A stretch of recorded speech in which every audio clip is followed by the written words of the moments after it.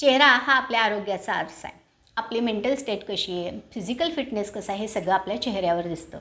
शरीरात पाण्याचं प्रमाण किती आहे, सूज असेल तर ओव्हर हायड्रेशन झालं आहे का, सुरकुत्या असतील तर डिहायड्रेशन झालं आहे का, हे सगळं चेहऱ्यावर दिसून येतं. डोळ्याखालचे डार्क सर्कल्स दोषांचं असंतुलन किंवा स्ट्रेस दाखवतात. गालावरचं फॅट किंवा डबल चिन शरीरात ॲबनॉर्मल वाढलेलं फॅट दाखवतात. चेहऱ्याचा पांढरा पडलेला रंग, डल झालेली त्वचा म्हणजे रक्ताची कमतरता, हिमोग्लोबिनची कमतरता दाखवते. बटरफ्लाय मार्क्स ज्याला वांग म्हटलं जातं किंवा पिगमेंटेशन, पिंपल्स हे सगळं हार्मोन इम्बॅलन्स झाल्याचं दाखवतात. या सगळ्यांचं डायग्नोसिस करण्यासाठी म्हणूनच योग्य वैद्य निवडा आणि त्यांनी दिलेली औषधं घ्या असं इथं सांगितलं आहे.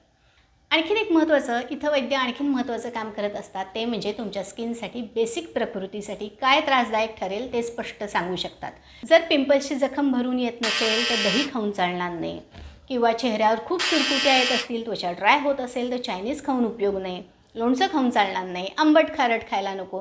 ह्या गोष्टी तुमच्यासाठी पथ्याच्या आहेत, ज्या तुमच्या चेहऱ्यासाठी चांगल्या आहेत, त्या गोष्टी वैद्यच तुम्हाला सांगू शकतात. म्हणून ही दुसरी महत्त्वाची टीप, आवश्यक असं औषध घ्या आणि ते सुद्धा जाणकार तज्ज्ञ व्यक्तीकडूनच घ्या.